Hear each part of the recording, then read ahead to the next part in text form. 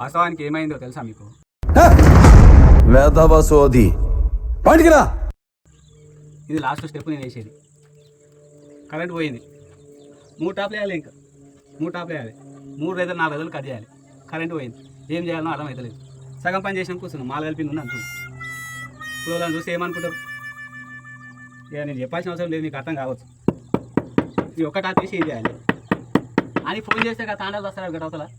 Current లేదా అని చెప్తే వాడు ఇంటర్ నాటేస్తున్నాక దునియాలో నాటాడు ఒకటేస్తుంది, మేమేమో అలగాలం ఇచ్చినేస్తుంది.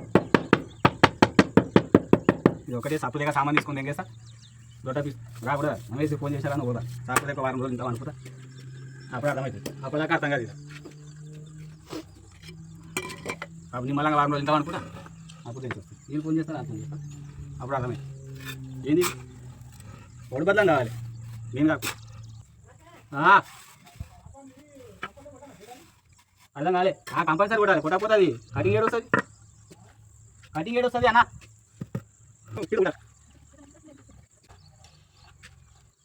నీతో వాడాలి, ఇప్పుడు ఆయనతో తిట్లు వాడాలి.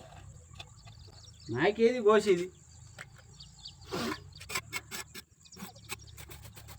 తిన్న సంది కరెంట్ లేదు.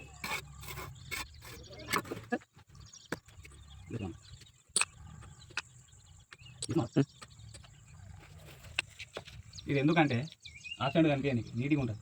ప్రతిదానికి మెజర్మెంట్ ఉండదు కదా, అందుకే ఏదో జుగాడ్ దాన్ని ఏమంటారు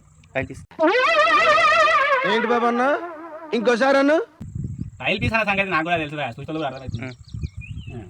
ఏదో ఇక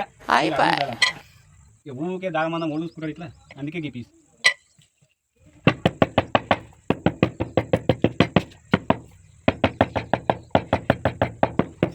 మీరైతే ఛానల్ సబ్స్క్రైబ్ చేసుకోవాలి, ఆడ తెల్ల వస్తుంది సబ్స్క్రైబ్ అని, దాని మీద ఇట్లా ఒత్తుతే కరెంటు గుద్దల కరెంట్ షాట్ అలగాలి. అట్లా సబ్స్క్రైబ్ చేయాలి. గంట కొడితే వానికి కింద కూడా రావద్దు, అట్లా కొట్టు మీరు. లైక్ కొట్టురా, సరిపోయినారా? సరిపోయింది.